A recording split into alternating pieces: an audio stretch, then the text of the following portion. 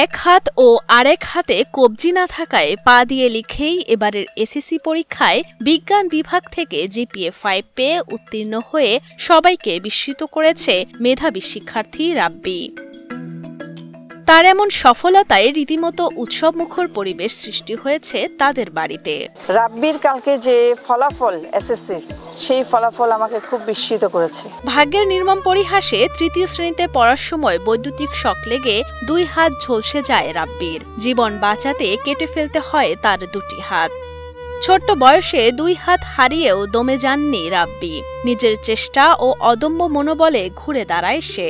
কখনো হার মেনো না, এইটাকে পুঁজি করে এতটুকু আসা আর কি। অনেকে অনেক কথা বলছে, হাই হুতাশ অনেকেই করছে যে ওর লাইফটা তো শেষ। আমি মনে মনে একটা কথা বললাম যে লাইফ শেষ কোথায়, মাত্র তো শুরু হইলো। এটাই আর কি। আর মনে সবসময় মনোবল রাখছি। 2টো হাত হারানোর পর শুরুতে মুখ দিয়ে কলম ধরে লেখার চেষ্টা করে রাব্বি। তবে এতে তার চোখে সমস্যা হলে পরে ধীরে ধীরে পা দিয়ে লেখার অভ্যাস শুরু করে সে।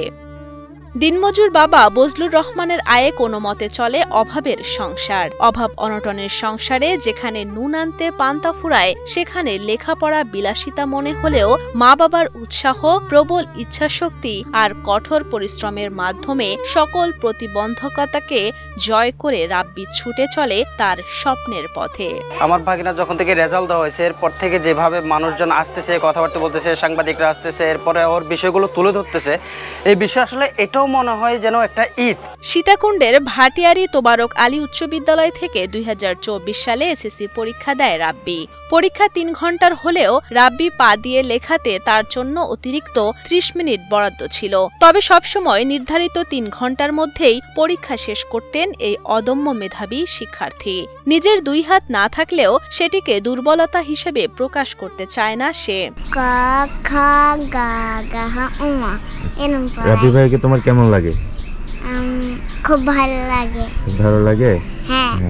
চট্টগ্রামের সীতাকুণ্ড উপজেলার পূর্ব হাসনাবাদ গ্রামের বাসিন্দা রাব্বি উচ্চশিক্ষা অর্জন করে শিক্ষকতার মতো মহান পেশায় যোগদান করতে চায়। পাশাপাশি দাঁড়াতে চায় সমাজের অসহায় দুস্থ মানুষের পাশে। নিজে মাত্র এসএসসি পাশ করলেও এর মধ্যে টিউশনি করায় সে।